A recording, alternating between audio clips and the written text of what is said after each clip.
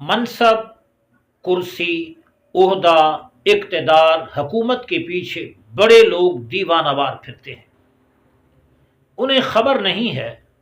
کہ یہ کتنی بھاری بھرکم ذمہ داری ہے۔ کروڑوں لوگوں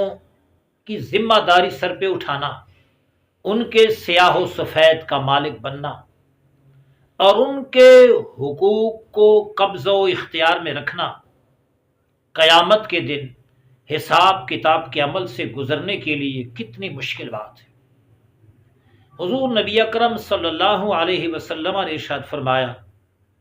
جو بندہ مسلمانوں کی کسی جماعت پہ والی بنا، حاکم بنا اور اس نے کرپشن کی، لوگوں کا حق مارا، ظلم کیا، لوگوں سے حق وصول کیا پر لوگوں کو ان کا حق نہیں دیا اور اسی حال میں مرا، فرمایا اس بندے پر اللہ پاک جنت کو حرام کر دے گا۔ خود سوچئے اور دماغ سے کام لیجئے کہ جس حکومت کے حصول کے لیے لوگ حلال و حرام کی تمیز نہیں کرتے، جائز و ناجائز پہ غور نہیں کرتے، بلکہ تابڑ توڑ سر پٹ دوڑے جا رہے ہیں کرسی ملے۔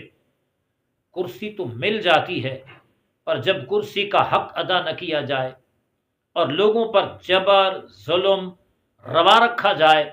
تو کل قیامت کے دن کروڑوں لوگوں کا حق اللہ پاک جب وصول کرنا چاہے تو حاکم کیسے اتنا حق ادا کرے گا؟ اللہ پاک ہم سب کی ایسے عہدوں سے حفاظت فرمائے جن میں غیروں کا حق غصب کیا جائے اور پیٹ پالنے کا اسے ذریعہ بنایا جائے اور محض شہرت، عزت اور ناموری کے لیے آخرت کو داؤ پر لگایا جائے۔